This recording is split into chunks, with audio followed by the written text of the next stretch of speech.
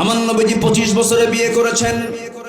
মেয়ে ফাতিমাকেও বিয়ে দিয়েছেন অল্প বয়সে। নবীজি মেয়েকে বিয়ে দিবেন, ধনী ধনী মিলিয়নার বিলিয়নার খেজুর বাগানের মালিক সাহাবীরা আসছেন বিয়ে করতে। রাসূল বলছেন নট এলাও হবে না, আমার পছন্দের লোক এখনো আসে নাই।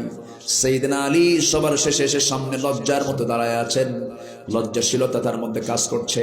রাসূল বলছেন আলী তুমি কি আমার মেয়েকে বিয়ে করবা নাকি? হুজুর দিলে করা যায়, টাকা পয়সা আছে নাকি? হুজুর টাকা পাবেন কি? বাড়ি তো নাই।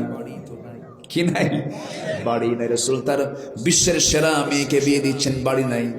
এবার কি খোঁজে এখনকার মেয়ের বাপরা? কি খোঁজে? চাকরি আছে কিনা, বাড়ি কমন আছে, মঙ্গল গ্রহে অফিস আছে নাকি? আমার নবী মেয়েকে বিয়ে দিবেন, কিচ্ছু দেখলেন না। বলছেন আলী কিছুই কি নাই তোমার কাছে? হুজুর এই যে তরবারি, এই যে ঢাল। রাসূল বলছেন এই ঢালটা বিক্রি করে আসো, তরবারি দিয়ে যুদ্ধ করা যাবে, ঢাল ছাড়াও তরবারি দিয়ে যুদ্ধ করবে, ঢাল ছাড়াও যুদ্ধ চলে যাও, ঢালটা বেচে আসো। ঢাল বিক্রি করার জন্য গেলেন। সকালবেলা সামনে ওসমান জিন্নুরাইন নবীজির বড় জামাই দাঁড়ায় আছেন, ধনী সাহাবী তিনি, কিন্তু দুনিয়ার এরকম ধনীর মতো ধনী না। নবীর কাছে এসে মাঝে মাঝে বলতেন হুজুর আপনি আমার জন্য দোয়া করেন, আমি ওসমান আমার জন্য সম্পদ কমে। আমি তো এই জীবনে কখনো পাই নাই কোনো লোক এসে বলছে হুজুর আপনি দোয়া করেন আমার সম্পদ যেন কমে যায়, এরকম দোয়া তো কোথাও পাই। কিন্তু ওসমান ধনী ছিলেন, তিনি সম্পদ কমার জন্য দোয়া করেছেন। সে ওসমান সামনে দাঁড়ানো, বলছেন আলী ঢাল বিক্রি করতে আসছো কেন? বিয়ে ঠিক হয়েছে কার সাথে? নবীর মেয়ের সাথে, দাও। ঢালটা আমি কিনে নিলাম। ঢালটা কিনে নেওয়ার পর বলছেন ওরে আলী ঢাল তো তোমাকে না দিলে কেমন হয়? তুমি যোদ্ধা মানুষ, যেহেতু তুমি আমার ভাইরা হয়ে যাচ্ছ, আমি তোমাকে আগাম গিফট করলাম, দিয়ে দিলাম, যাও ঢালও দিলাম টাকাও দিলাম, যাও। এমন ব্যবসা করলেন, টাকাও পেলেন ঢালও পেলেন। নবীর সামনে দাঁড়ায় আছেন, টাকা দেখেন নাই রাসূল।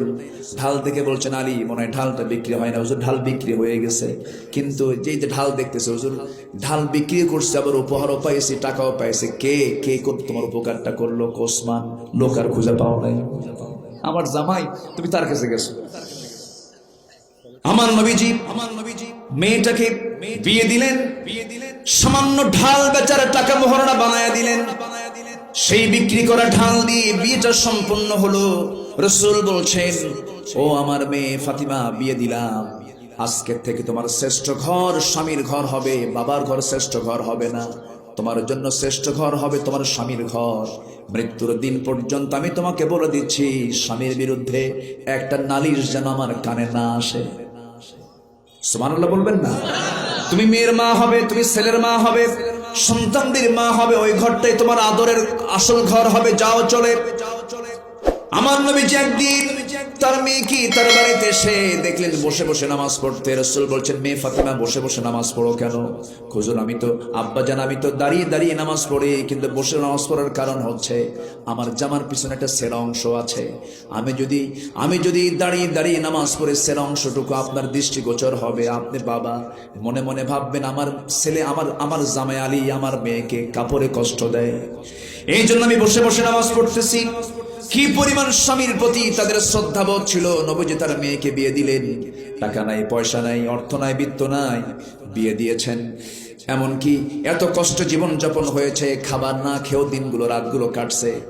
আমার নবীজির সামনে একদিন আমার নবীর মেয়ে ফাতিমা রাদিয়াল্লাহু আনহা নবীর সামনে এসে বলছেন আব্বাজান আমার তো বিয়ে হয়েছে গরিব পরিবারে, আমার কোনো দুঃখ নাই, কিন্তু আব্বা আমার এই জাতা দিয়ে আটা পিষতে পিষতে আমার হাতে দাগ পড়ে গেছে, কূপ থেকে পানি তুলতে তুলতে আমার কোমরে দাগ লেগে গেছে, ঘর মেঝেটা মাটি হওয়ার কারণে আমার জামা কাপড়গুলো ঘন ঘন ময়লা হয়ে যায়, আমার আপনার দুইটা নাতি আছে, এদেরকে নিয়ে আমার কাজ করতে অসুবিধা হয়।